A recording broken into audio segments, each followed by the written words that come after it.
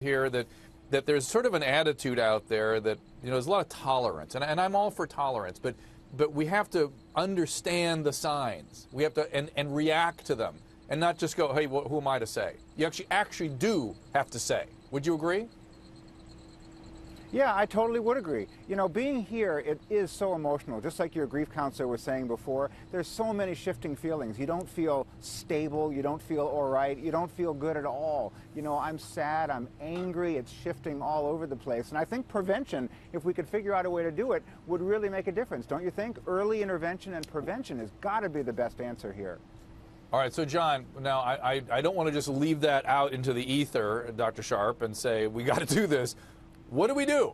Listen, everybody feels helpless today. Everyone's angry today. What can we do now? What can each of us do now? I mean, let me state the kinds of things we've been saying, which is, notice anything strange, report it to authority. Don't be in denial if you have a family or loved one with a condition. Is there more we can add to that list?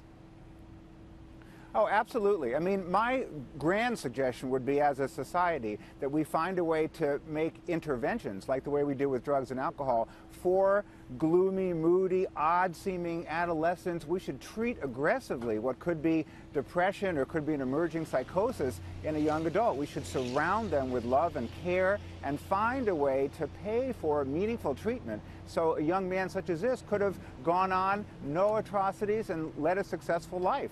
I think we have to try to do that as best we can. Okay, I have a couple more questions for you. As soon as you say how we have to find ways to pay for it, I immediately get overwhelmed because I worked in the system for years and there's no money for anything. But that being the case, would you agree that if this kid could have been held, the perpetrator, whose name will not be spoken right now, could have been held for 24 to 48 hours, these impulses may have passed and never recurred, number one. And number two, well, you answer that one first. Go ahead. Go ahead. Yeah, absolutely. It's not hopeless at all. People say, a kid who doesn't want to comply, who's not willing to cooperate, what's the point? You hospitalize them, they play like there's no problem and talk their way out. That's not the case usually. Usually, someone can be contained and they can be treated even in a few days, and that can make a major difference. Either it passes or they get an entree into treatment where this can actually be taken care of over time. And then finally, the unthinkable quality of this sort of execution of little children. That this I can't even I choke on it when I say it. To me, had a neurobiological kind of feel to it. So I was saying yesterday, sort of like an autistic kind of spectrum where empathy was blocked for some reason. Do you agree that's something we're going to probably learn about this guy?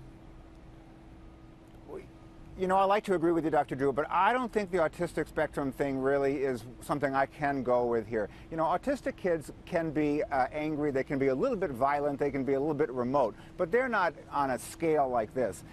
This kid, we don't know, right? He either could be one of the types that really lacks empathy, ends up being something along the lines of a sociopath diagnostically, or could be, out of contact with reality and could be hearing delusional thoughts and acting accordingly that way. We don't know. But my point, I think where I can agree, is that either way, this would have been, I believe, preventable, and I think treatment could have made a difference early, especially early on, younger than just last week, years ago.